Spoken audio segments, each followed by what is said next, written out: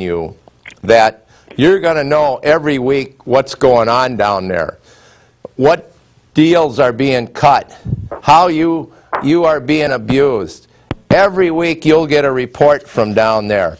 What are these legislators like? Wouldn't it be nice if this is a live show? People, all they have to do is call in. My phone number is in the telephone book. People look it up, they call me, Bob, we need you to look at this issue, we need you to talk about this, will you do some research on this?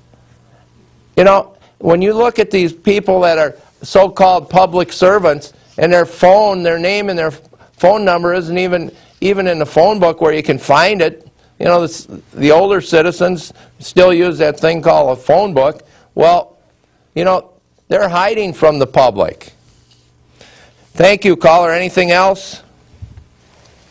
All right. So, if people have any comments, I really wanted to spend more time on this Matamidi school issue that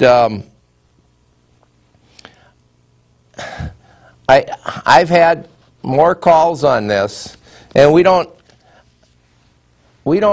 covered Matamidi school board issues for, oh, I bet it's 10, 15 years.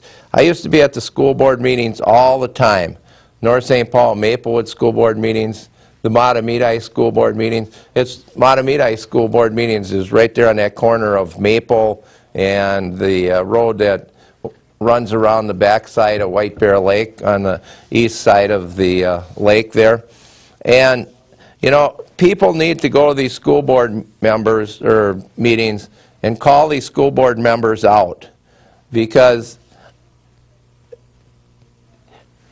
part of the problem is with these government, whether it's the school districts or whether it's the city councils like Maplewood, when you get these employee unions that'll put in $150,000, that it's what we've been seeing or been shown for Maplewood, you know, to swing these elections. So you have these elected, and I don't know, in Matamidi, this thing had to be one of those issues that had a life of its own. It was like a snowball rolling down the hill. It just kept getting bigger and bigger, and nobody knew how to stop it, and they pushed it through, even knowing that this was not the time.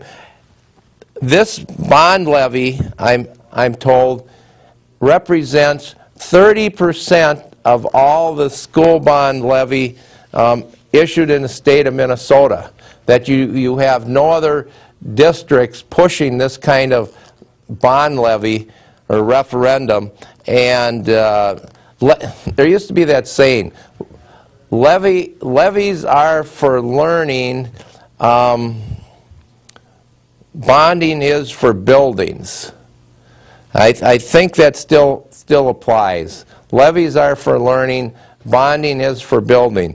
And then you have school district like North St. Paul, Maplewood, where you have to remember that when people down there, Dick Sepula, Dick Baldwin, Chuck Weger, well, Scott Waslick, when they were on that school board, to stay empowered by the teachers union, they would have this quid pro quo that the unions would go out and work for their elections, and in turn they would give the salary increases, but predominantly these pension increases.